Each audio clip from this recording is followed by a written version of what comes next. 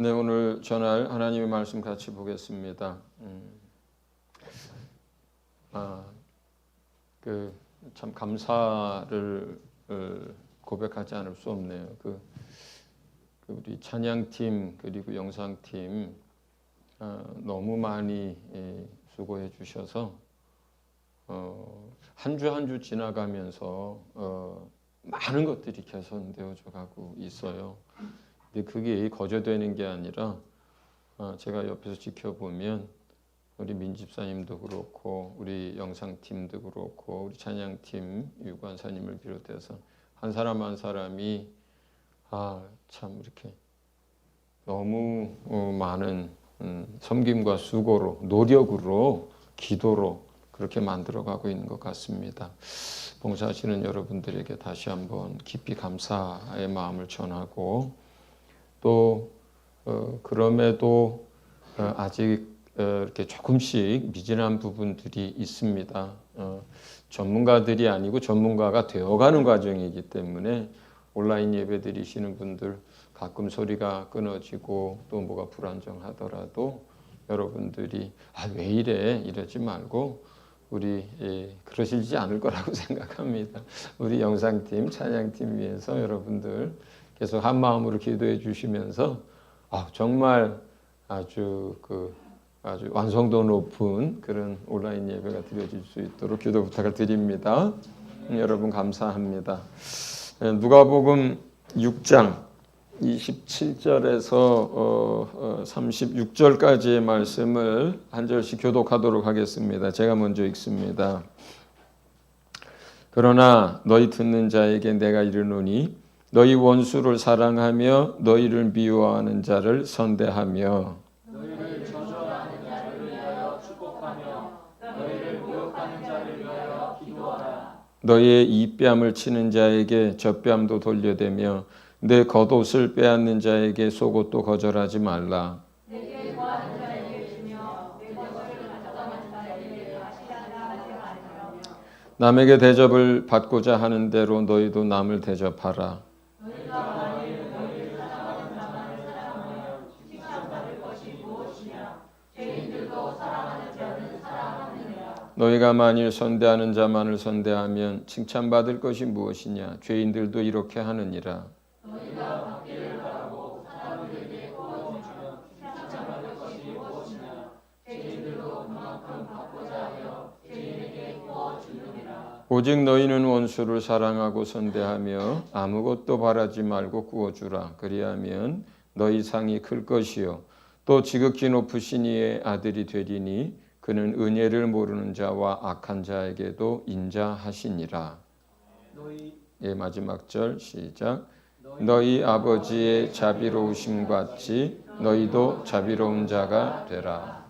아멘. 네, 오늘은 가족과 이웃을 사랑으로 섬기며 복음을 전하기라고 하는 우리 세 번째 우리 중점 사역에 대한 말씀을 여러분과 나누려고 합니다.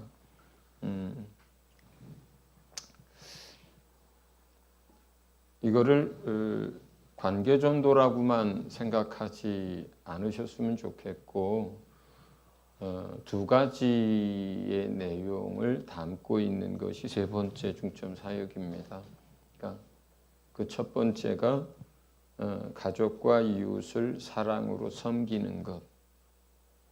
이것이 첫 번째이고 그것을 할 수 있다면 이미 첫 번째 열매를 맺는 거예요. 그것 자체로.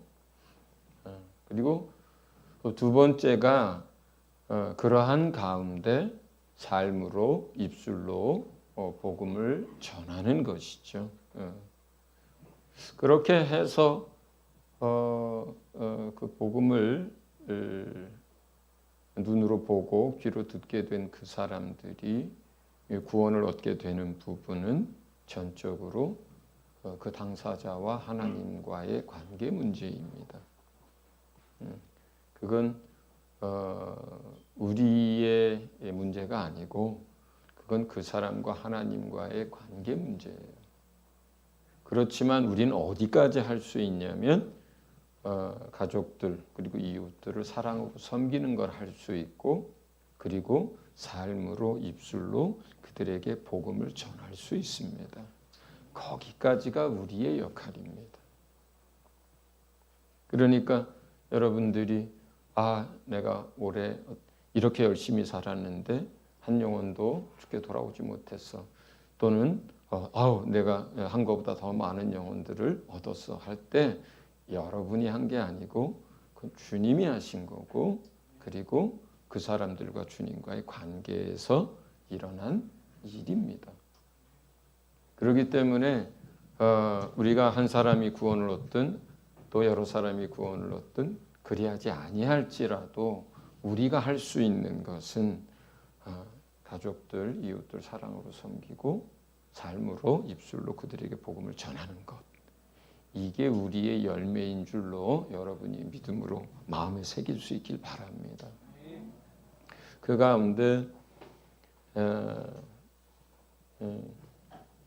오늘 본문 말씀을 여러분에게 전합니다. 지금 우리가 읽은 이 말씀은 보통 성경의 소제목을 삽입을 한다면 원수를 사랑하라라고 하는 내용에 관한 말씀입니다. 근데 이것은 산상수훈 때에 하신 말씀이세요. 그러니까 많은 사람들이 이제 산에 올라와 있을 때 그 산에서 주님이 이제 팔복에 대한 이야기, 그 다음에 모세 율법과 또 그리스도 율법에 대한 이야기, 그리고 우리가 어떻게 살아야 하는지에 대한 이야기들을 쭉 가르치신 그 가르침 가운데 하나의 주제입니다.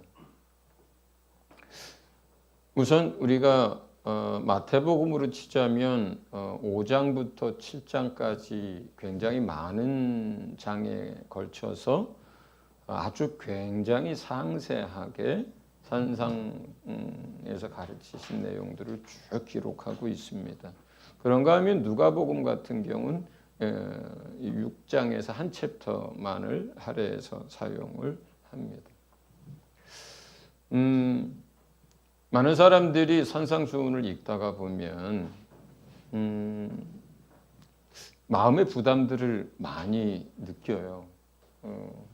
오늘 읽은 것처럼 특히 원수를 사랑하라는 이야기들을 읽을 때 많은 부담을 느낍니다.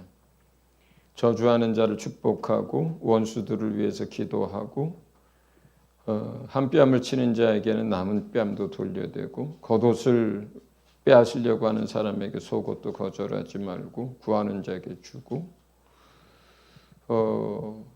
이런 얘기들을 우리가 읽을 때 그걸 이 악한 세상에서 이 치열한 삶의 현장에서 내가 이걸 어떻게 다 지키고 사나 이런 걱정부터 앞서는 사람들도 있고 그리고 또 이것을 읽으면서 오해하는 사람들도 있어요. 이건 그냥 율법이고 계명이다. 이렇게 우리는 그냥 믿음으로 사는 것이고 은혜로 사는 것이다라고 이걸 그냥 마치 꼭 지켜야만 하는 구원의 조건처럼 이렇게 오해하고 받아들일 때도 있습니다. 그래서 산상수훈에 쭉 마태복음에 기록된 것들을 읽으면서 팔복까지만 좋아하고 그 다음부터는 그냥 빨리 지나가기를 바라면서 부담을 안고 읽어서 넘어가는 사람들이 많습니다. 자, 우선은 여러분들이 이 산상수훈에 있는 내용 하나하나를 좀 잘 이해할 필요가 있어요. 오늘 그 뒤에 것들을 다 이해하지 못한다 하더라도 이것 하나만 여러분이 잘 이해하고 깨닫는다라면 여러분들은 큰 걸 가지고 가는 거라고 저는 생각을 합니다.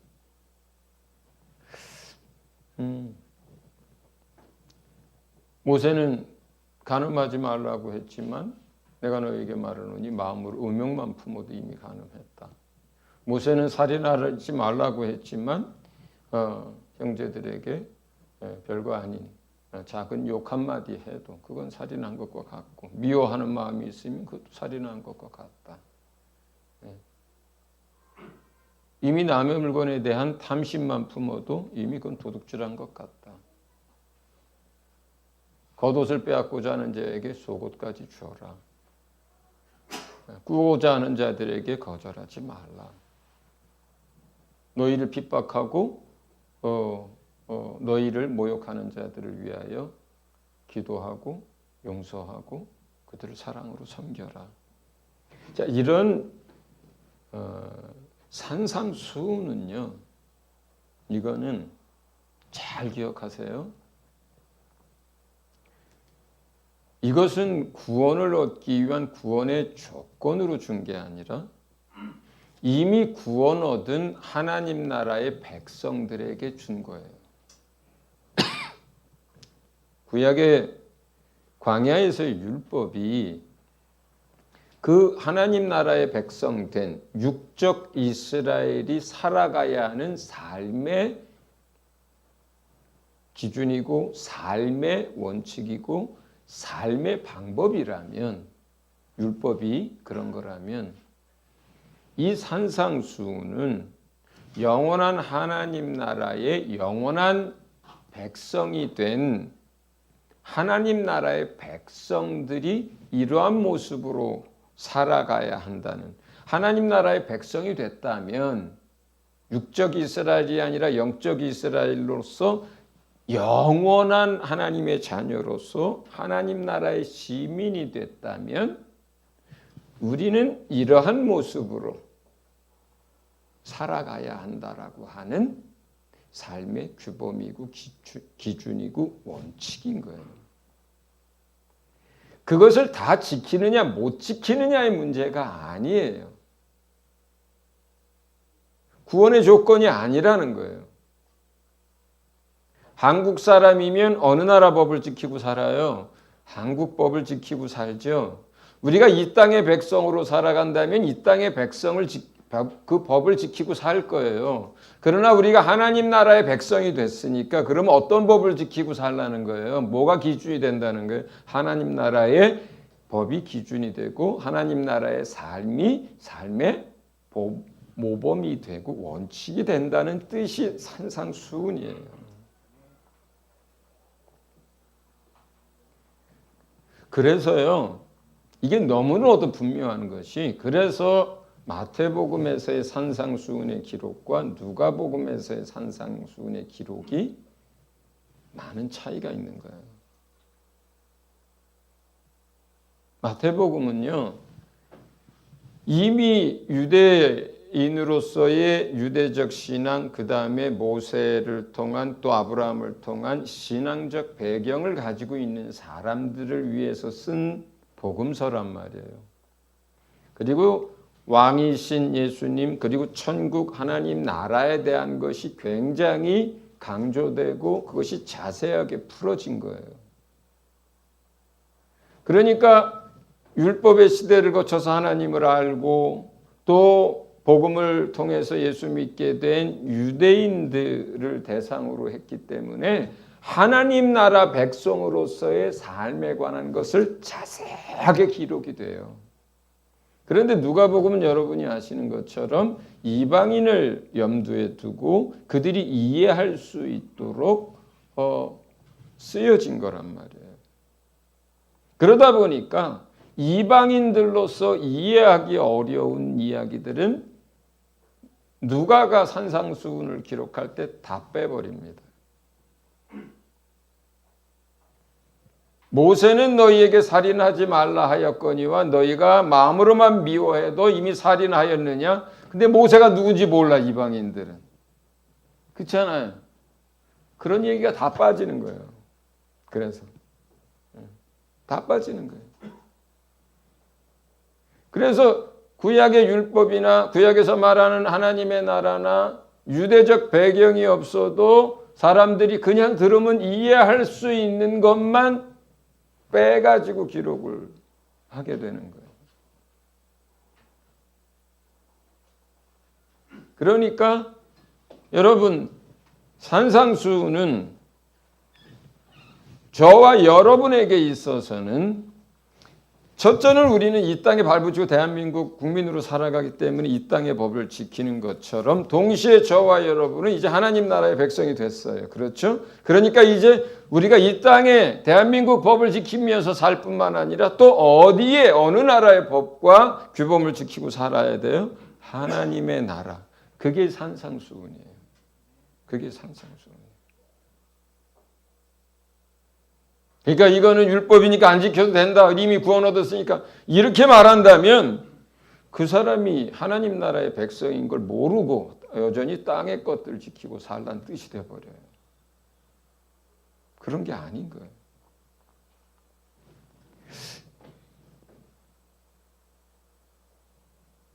모세의 율법은 광야에서 또는 이스라엘 백성이 어떻게 살아가야 하는지에 대한 규정이고 모범이었습니다. 그런데 결과적으로는 그렇게 살 수 없었기 때문에 어떤 역할을 그 율법이 하게 됐냐면 삶의 기준이고 삶의 모범이었지만 어떤 역할을 율법이 하게 되냐면 그것을 통해서 우리가 죄인이로구나. 멸망할 수밖에 없는 자들이로구나. 이미 하나님의 진노 가운데 우리가 있구나. 이거를 율법을 통해서는 결과적으로 깨닫게 된 거예요. 그게 결과적인 역할과 기능이 된 거였어요. 죄성 때문에 그걸 다 지키면서 의롭게 될 수 없었기 때문에. 그렇다면 이 그리스도의 율법은 또는 산상수는 우리가 이것을 하나님 나라의 백성으로서 그것을 지키기 위해서 열심히 하다가 이것을 못 지키게 되고 이것을 감당하게 못하게 되고 불순종하게 되고 했을 땐 어떤 결과를 가져오느냐면 이건 구원의 문제가 아니라 우리가 이렇게 살려고 몸부림치고 이렇게 살려고 기도하다 보면 많은 것들을 못 따라갑니다. 그럼 어떻게 돼요? 그 속에서 우리는 죄를 깨닫는 게 아니라 우리에게 베풀어 주신 하나님의 은혜가 무엇인지 우리에게 베풀어 주신 하나님의 사랑이 무엇인지를 깨닫게 되는 역할을 하게 됩니다.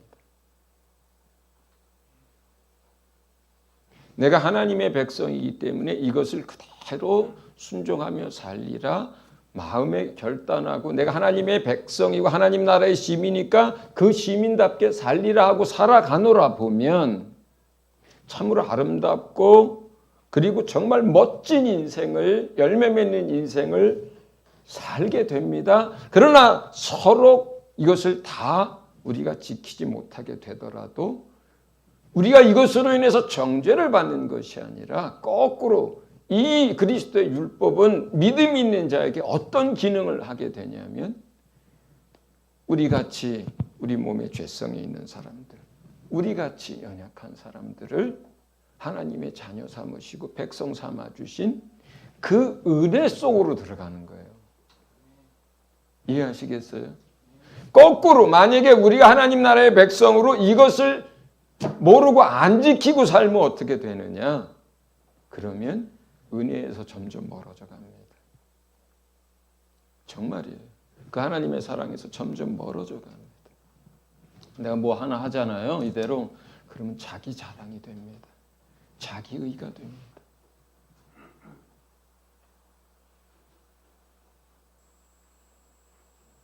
우리가 하나님을 위해서 뭔가 잘할 때도 기쁨과 감사가 있지만 그러나 우리가 넘어지고 실패할 때도 그 하나님의 은혜와 사랑은 우리 안에서 더 놀랍게 역사를 합니다. 그것이 산상수훈이에요.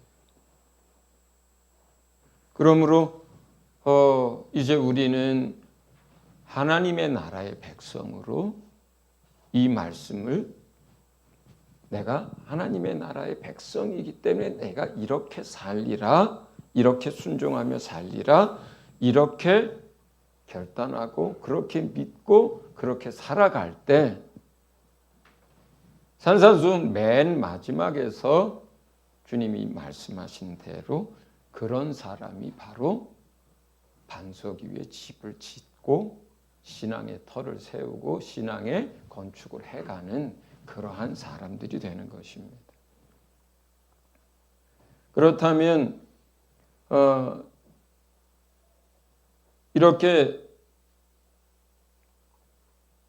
하나님 나라의 백성으로서 이제 살아가는 사람들에게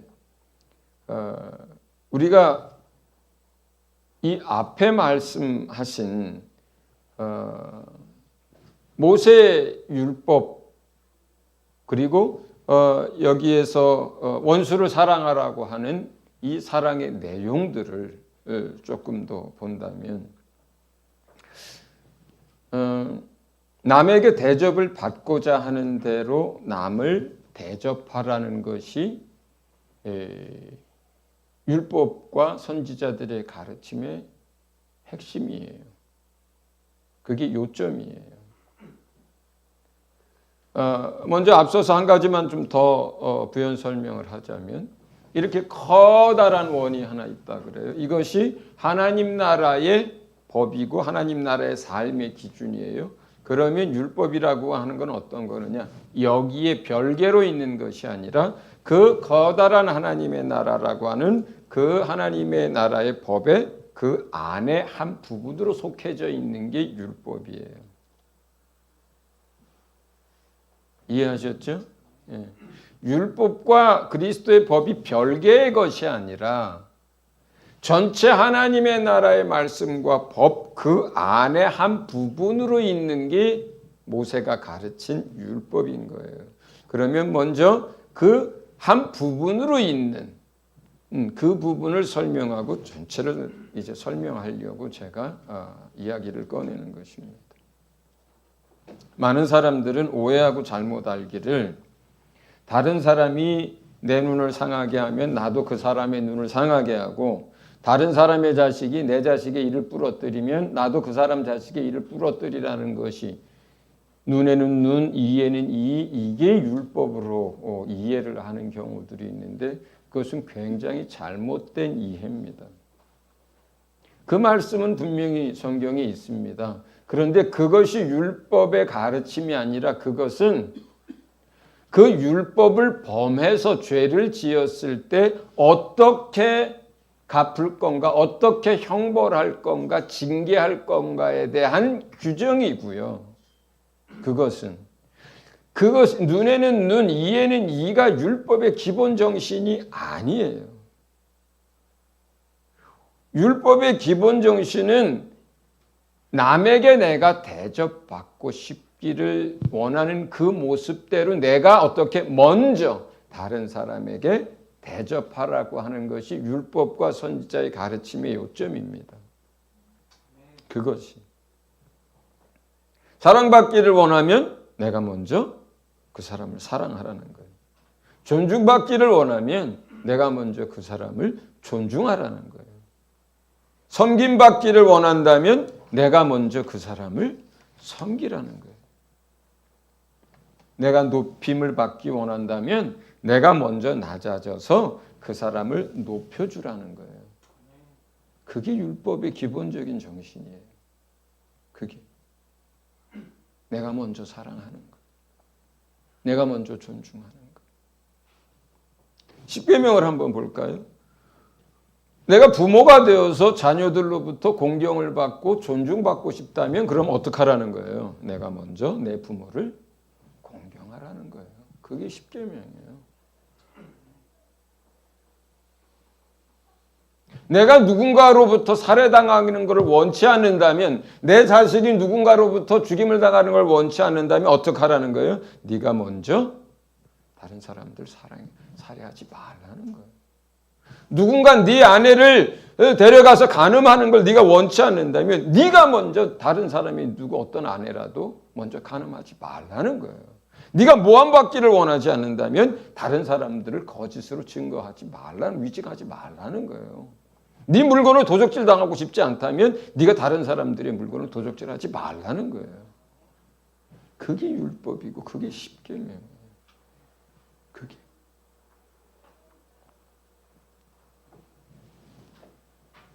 우리가 만약에 우리가 실수했을 때, 우리가 누군가에게 잘못했을 때 우리는 다 용서받기를 바라죠. 예.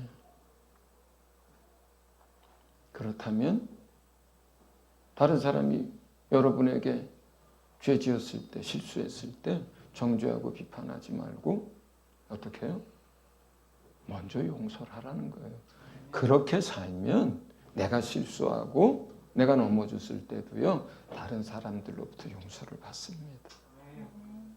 저는 운전을 앞으로 직진할 때는 그래도 잘합니다. 그런데 주로 뒤로 하다가 뭘 받아요, 이렇게 자꾸. 네? 그러면 제가 운전한 몇십 년 동안 이렇게 내가 뒤돌아보면요, 다른 사람이 내 차를 이렇게 받거나 아니면 이렇게 조금 기스를 내거나 했을 때 저는 이렇게 봐가지고 크게 부서지거나 뭐 그런 거 아니면 그냥 괜찮습니다.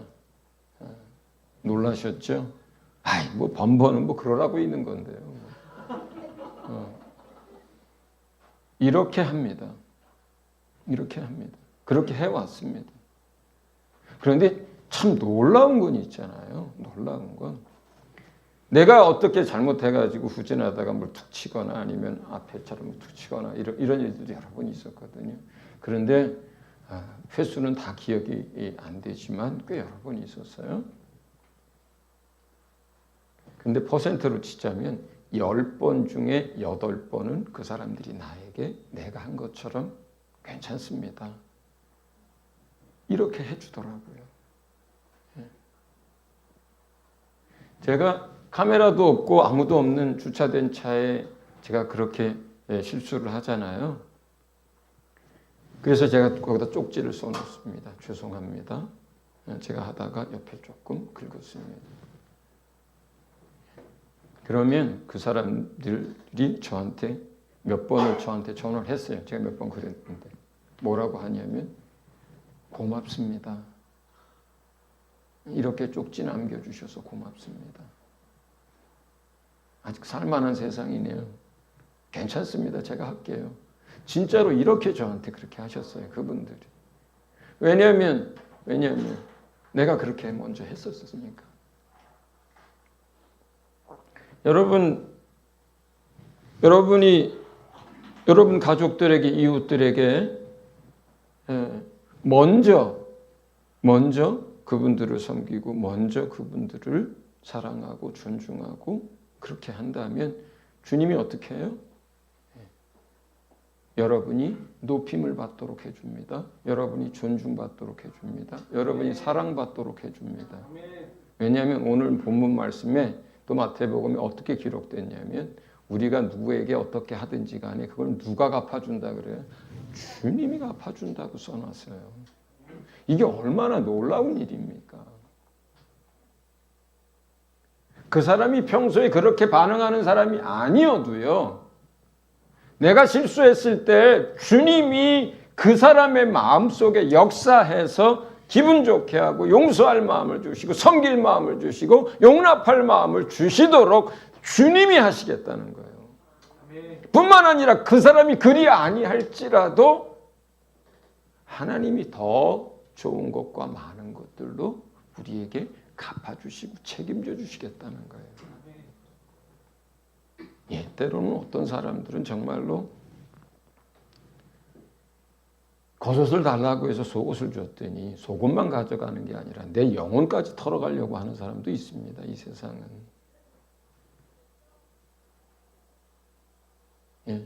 나는 선을 베풀었는데 내게 악으로 갚는 사람들도 있습니다.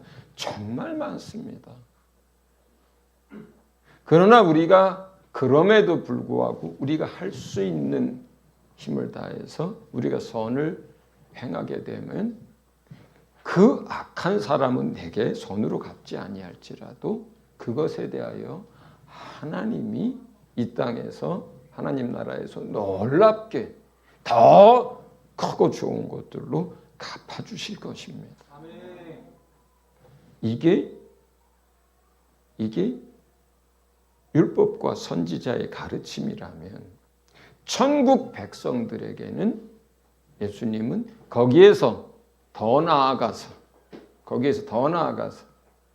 원수까지도 사랑하라고 합니다.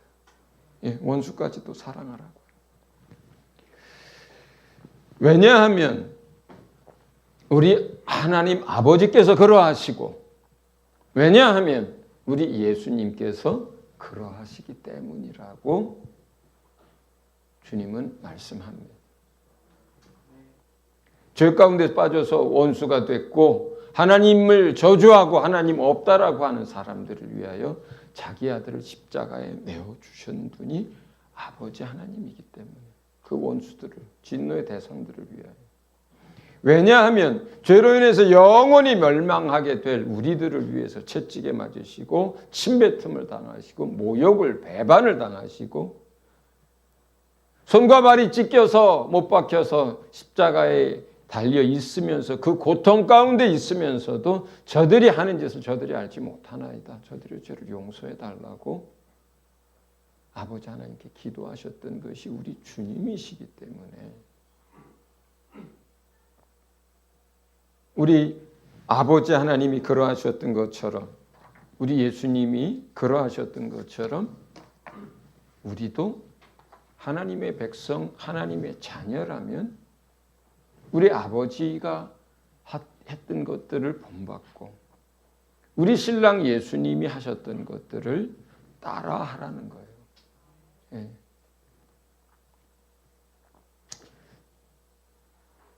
가끔 생각을 해봅니다. 하나님은 어떻게 그러실 수가 있으실까? 어떻게 원수들한테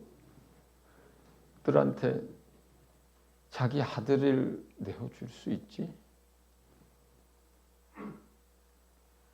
어떻게 그러실 수 있지? 원수들에 대해서 원수들을 그렇게 대하실 수 있지? 이런 생각을 해봅니다. 그런데 만일 아버지 하나님이 그렇게 원수를 사랑하지 않으셨다면, 만일 예수님이 그렇게 자기 몸을 원수들을 위해서 내어주지 않았다면 저와 여러분은 아무 쓸데없어서 벌써 지옥불에 던져졌을 거예요. 우리 아버지 하나님이 그렇게 원수를 사랑해 주지 않았다면, 우리 예수님이 그렇게 원수들을 위해서 자기 몸을 내어주지 않았다면 저와 여러분은 이미 지옥불에 던져지고도 남았을 사람들인 거예요. 그분이 그렇게 원수들을 사랑하고 자기 몸을 내어주셨기 때문에 우리가 산자가 되었고 우리가 하나님 나라의 백성이 된 거거든요. 하나님 아버지 그 오래 참으시는 것과 자비가 끝이 없습니다. 죄인들과 악인들을 향해도 빛과 해를 골고루 비춰주십니다. 그래서 오늘 본문은 우리가 원수를 용서하고 핍박하는 자들을 위하여 기도하고 또 내어주고 섬기는 삶을 살아간다면 세상도 천사들도 우리를 참 하나님의 아들이라 칭하게 될 것이라고 그렇게 성경은 기록합니다. 오늘 본문에는 이런 표현도 있어요. 너희가 너희 가족들, 너희 자식, 형제를 사랑하면 그건 뭐예요? 그건 당연한 거고. 그건 자랑할 것도 없는 거고.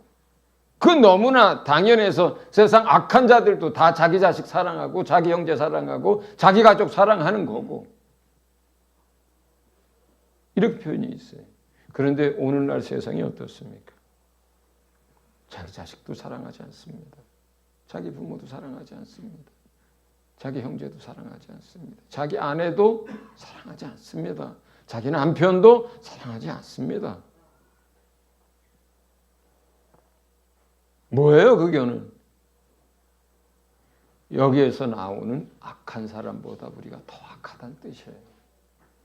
세상에 악한 사람들도 자기에게 속한 사람들 사랑할 줄 안다는 뜻이었거든요. 그게 그런데 너희는 그 한계를 벗어나서 원수까지 사랑하라는 것이 하나님의 백성으로서의 도리라고 가르치셨거든요. 그런데 우리는 그 기본도 안 돼 있는 때가 너무나 많은 거예요.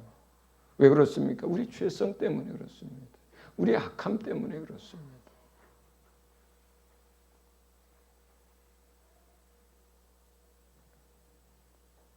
그러나 이제 우리가 하나님께 사랑받은 자라면, 하나님께 용서받은 자라면, 하나님이 우리를 용납해 주신 것을 안다면 가족들을 사랑하고 또 이웃들을 사랑하고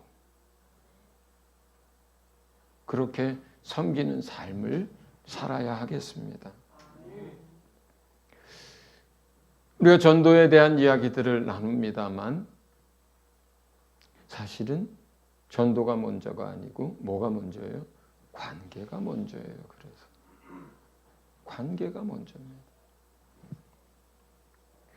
언제나 관계가 먼저입니다. 신뢰받는 관계 속에서 그 사람의 영혼을 구원할 수 있는 거예요.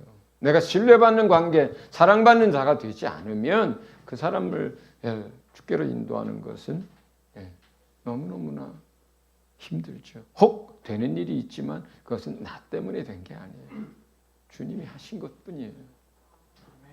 그래서 언제나 관계가 먼저입니다. 쓴소리를 할 때도요, 관계가 먼저입니다.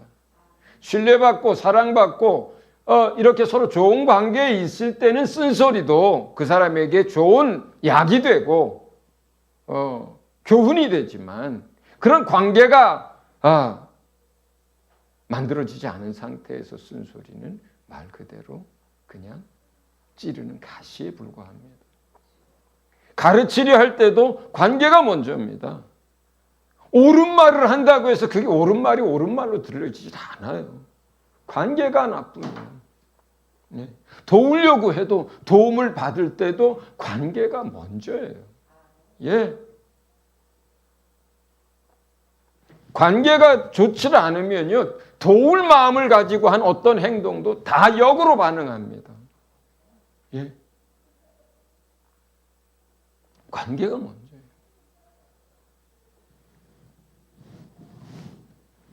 더더군다나 진리의 말씀이 전해질 때 더욱 그러합니다. 이 진리의 말씀이 뭐예요?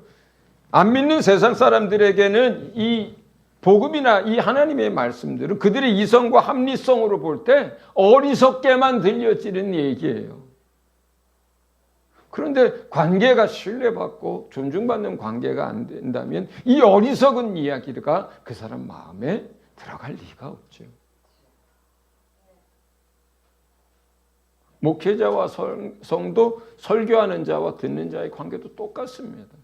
여러분, 제가 도덕적으로 타락하고 또 윤리적으로 문제가 있고 그리고 사역에서 영적으로 문제가 있는 사람이라면 제가 여기서 아무리 하나님의 말씀을 가지고 여러분에게 목소리 터져라, 목이 터져라 하고 외친다고 해서 그게 여러분에게 들어갑니까? 여러분이 목회자를 신뢰하지 않는다면, 존중하지 않는다면 들어갈 리가 없어요. 심지어 그 사람의 아내도 안 들어갑니다. 예, 혼자 들으면서 생각합니다. 아유, 지나 잘하지. 그러지 않겠어요?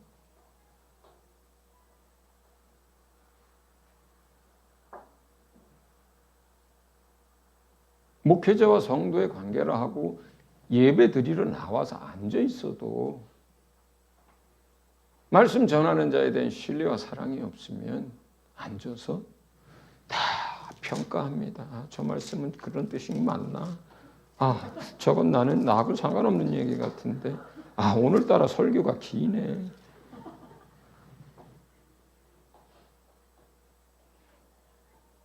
그러면 우리가 삶 속에서 이웃과 가족들을 사랑으로 섬기고 있지 않다면,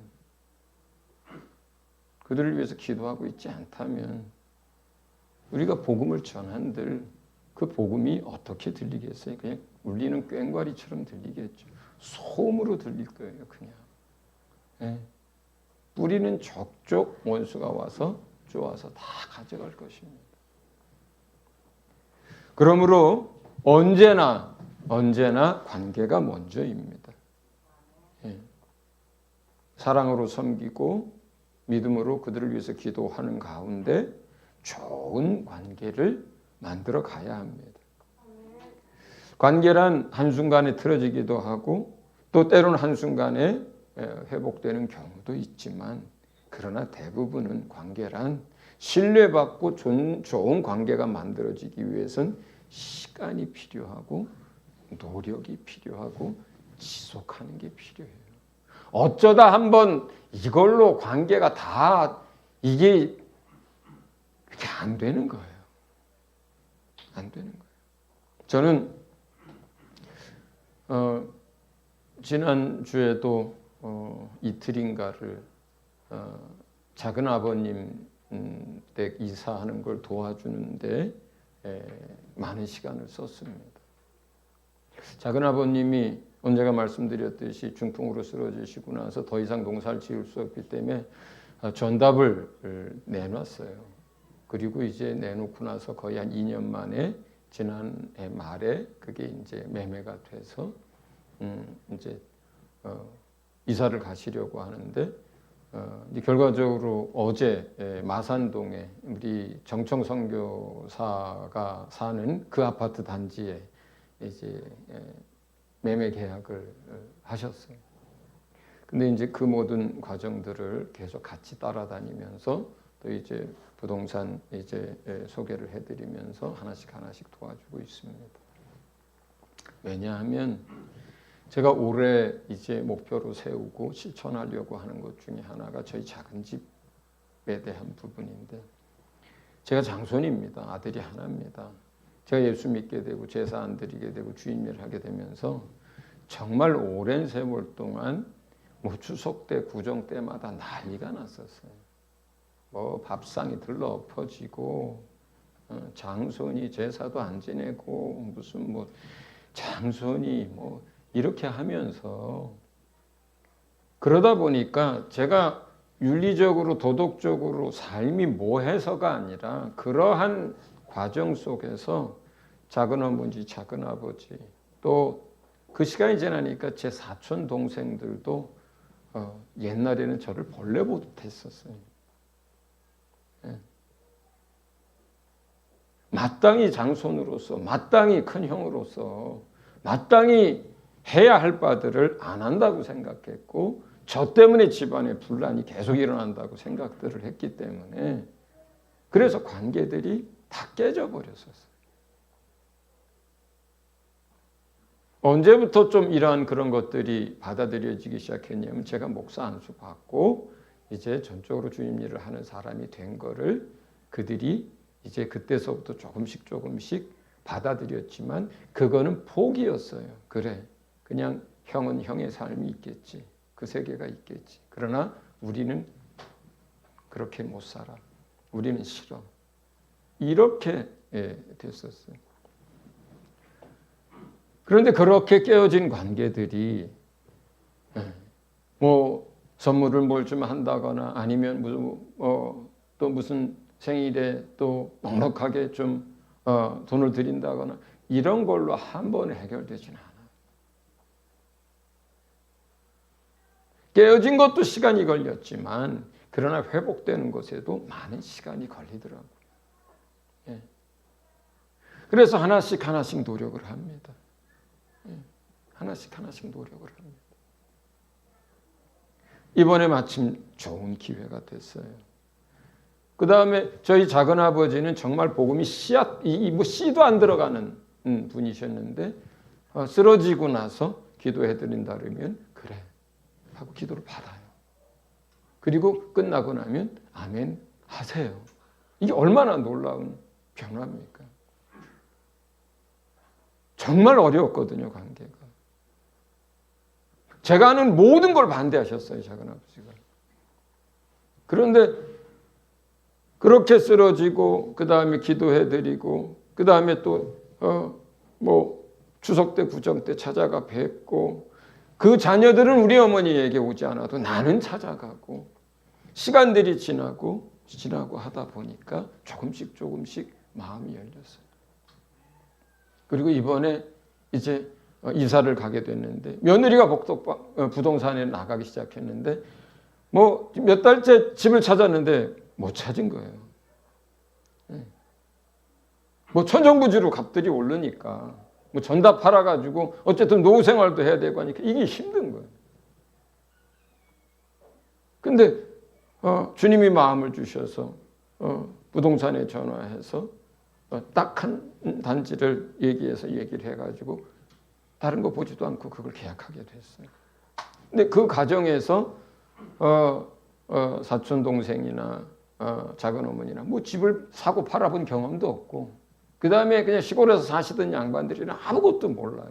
그러니까 모든 게 이거 속는 거 아니야부터 시작해서 다 불안한 거예요. 그래서 옆에서 같이 모든 시간들을 같이 가고 집 보는 거며 부동산에 계약하는 거며 문구며 이거 하나하나 다 챙겨주고 같이 하니까 마음들이 계속 열리는 거예요. 이제 마산동으로 이사를 오시게 되면 자주 찾아갈 생각이에요. 지팡이 짚고 혼자서 걸을 수 있는데 불안해서 못 걸으세요. 넘어지면 끝이라고 생각을 하셔가지고. 그러면 꽃이 피면 휠체어에 모시고도 나올 것이고 또 시골에 살다가 이제 신도시로 오면 두 분이 그래요. 저보고 이제 우리는 갇혀 살겠지 뭐 이제 갇힌 거야 이래. 아닙니다. 제가 자주 갈게요. 그래 자주 찾아가고. 그래서 뭐가 먼저예요? 관계예요. 그래서 정말로 내가 사랑으로 섬기고 기도해서 좋은 관계가 회복된다면 복음도 들어갈 것이고 그 가정에 구원의 역사도 일어날 거라고 생각을 합니다. 금년 한 해 동안 여러분들이 여러분 가족들, 이웃들, 동료들 우리가 믿음으로 사랑으로 섬기고 기도하면서 신뢰의 관계, 존중의 관계, 좋은 관계들을 만드시기를 바랍니다. 그렇게 할 수 있다면 이미 거기서 첫 번째 열매를 여러분이 맺는 거예요. 그것 자체가요, 그 뒤에 열매 그 이상으로 중요하고 하나님이 기뻐 받으시는 삶의 제사고 예배입니다. 할렐루야. 가족과 이웃을 사랑으로 섬기며 여기까지만 순종해도 여러분이 이미 금년에 크게 성공하는 것입니다. 많은 열매를 맺는 거예요. 하나님 영광 받으실 거예요. 그리고 그 상태에서 여러분이 복음을 전한다면 삶으로 전하고 입술로 전한다면 하나님이 반드시 구원의 역사로 열매 맺게 하실 줄로 믿습니다. 우리 이 시간 말씀을 기억하면서 정말로 우리가 하나님 나라의 백성으로서 이제 살게 해달라고 그 나라의 삶의 방식 또 삶의 원칙, 삶의 규범들을 따라 살며 그 속에서 더 큰 하나님의 사랑과 은혜를 누리게 해달라고 기도하고 정말로 우리가 가족들 또 이웃들 정말 주님께 받은 은혜와 사랑으로 섬기고 사랑하고 복음을 전하도록 그리고 올 한 해에 우리를 통하여서 구원의 통로 삼으셔서 우리 가족들을 구원해 주시고 친구들을 구원해 주시고 이웃들을 구원해 주시고 직장의 동료들을 구원해 달라고 이 시간 간절하게 주님 앞에 기도하겠습니다.